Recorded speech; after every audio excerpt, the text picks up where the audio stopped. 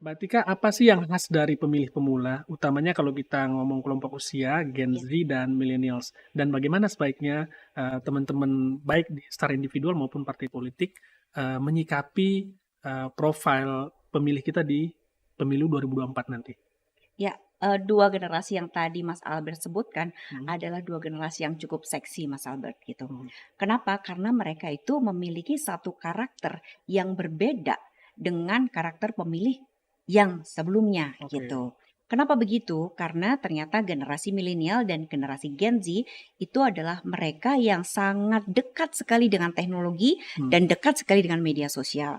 Jadi sudut pandang mereka terkait dengan politik ataupun masalah apapun Itu semua beda ya? sangat tergantung kepada media dan media sosial gitu. Oke. Dan satu lagi ada yang paling seksi Mas Albert, yakni Gen Z gitu. Gen Z adalah pemilih pertama yang Hmm. sekarang usianya adalah 17 sampai 21 tahun gitu. Oke. Di mana mereka itu bisa disebut sebagai digital native gitu. Hmm.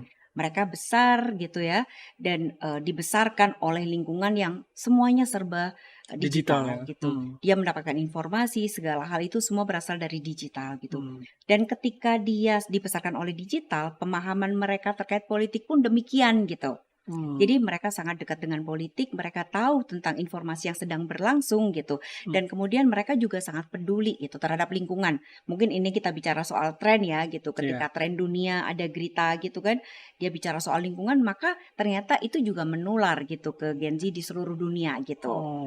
Nah, ternyata kita bicara soal lingkungan, juga bicara soal politik, itu menjadi salah satu hal yang cukup diminati Hmm. oleh Gen Z ini. Malah berkebalikan dengan anggapan umum ya, kalau Gen Z itu nggak begitu peduli sama politik ya. Nah, ada beberapa catatan sebenarnya terkait sama Gen Z dan milenial gitu. Oke. Jadi selain mereka itu sangat mudah terpapar dengan media dan informasi, Hmm. mereka paham tentang politik dan mereka tuh bisa mengekspresikan dirinya melalui media dan media sosial. Hmm. Namun demikian, dalam riset yang dilakukan oleh beberapa lembaga survei yang ada, ternyata banyak di antara mereka yang tidak terlalu suka dengan politik. Bahkan mereka tidak peduli dengan politik. Oke. Nah, itu sebenarnya adalah PR besar buat para politisi untuk bagaimana sih meraih mereka Hmm. supaya mereka tuh Hmm. datang dan menyukseskan pesta demokrasi itu. Karena apa? Bagaimanapun pesta demokrasi itu adalah menyangkut masa depan mereka Betul. gitu. Betul. Kalau risetnya teman-teman di Indonesia Indikator, ada nggak sih Mbak yang bisa share barangkali teman-teman yang menyaksikan ini pengen tahu juga Ya. kayak gimana sih temuan teman-teman di Indonesia Indikator? Ya, betul sekali kan ini kan buat para kandidat caleg ya gitu. Betul. Mereka tuh Betul. harus tahu gitu tentang siapa pasarnya mereka dan bagaimana kita harus Hmm. mendekati mereka Hmm. gitu. Kesukaannya apa, tinggalnya di mana, narasi yang digunakan tuh Hmm. apa Hmm. gitu kan. Nah, itu penting sekali gitu. Nah, kita buka di data ya, Mas. Oke, teman-teman bisa Kita buka di tampilkan. data dan ini adalah salah satu fenomena yang cukup menarik itu di Indonesia gitu. Bahwa satu hal nih, Hmm. terkait dengan politik, ternyata Gen Z tidak apolitik gitu. Banyak di antara mereka yang menyampaikan aspirasi mereka melalui media sosialnya gitu. Dan kita bisa lihat nih Ini Mas Albert, data Januari sampai Maret ya, Mbak ini ya? dari Oke. sepanjang 2023 kan Oke. gitu. Saya sengaja nih gitu. Jadi biar paling fresh nih gitu Hmm. kan.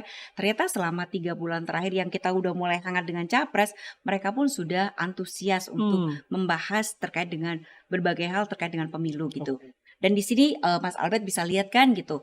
Isu yang berkembang kebanyakan bicara soal apa?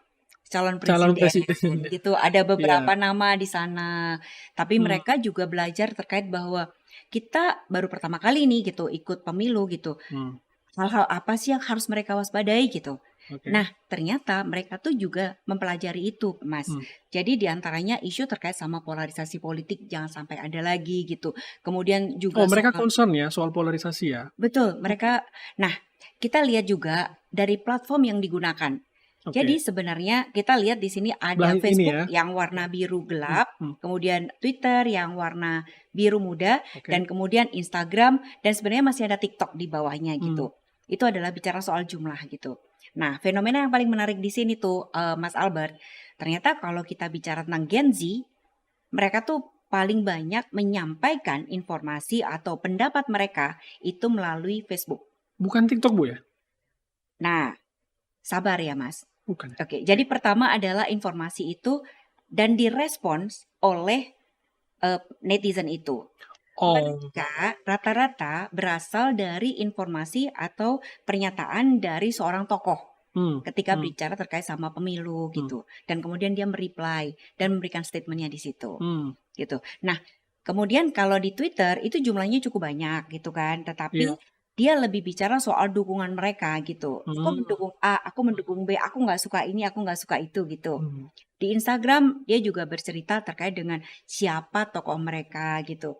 Nah, karakter tiap media sosial itu kan berbeda, Mas, Betul, gitu. betul. Jadi kalau Facebook itu bicara tentang keseharian, terkait dengan kehidupan mereka. Jadi dia bisa menyampaikan aspirasinya apa saja dan kapan saja, karena Facebook itu kan panjang waktunya kan Betul, postingnya. betul. Sekarang kita mau jawabnya tuh 1 bulan kemudian itu masih ada di Iya, timelinenya. iya. Nah, sementara di Twitter itu kan gerakannya sangat cepat. Iya, cepet banget. Betul kan gitu, sehingga kadang-kadang cuitan yang kira-kira 1 bulan lalu harus nyari lagi gitu kan, Iya, iya, kecuali ada hal-hal tertentu. iya. Ketika bicara soal Instagram itu adalah bicara tentang mimpi, bicara tentang harapan, bicara tentang apa sih, Orang-orang yang optimis, hidupnya betul bahagia gitu, ya.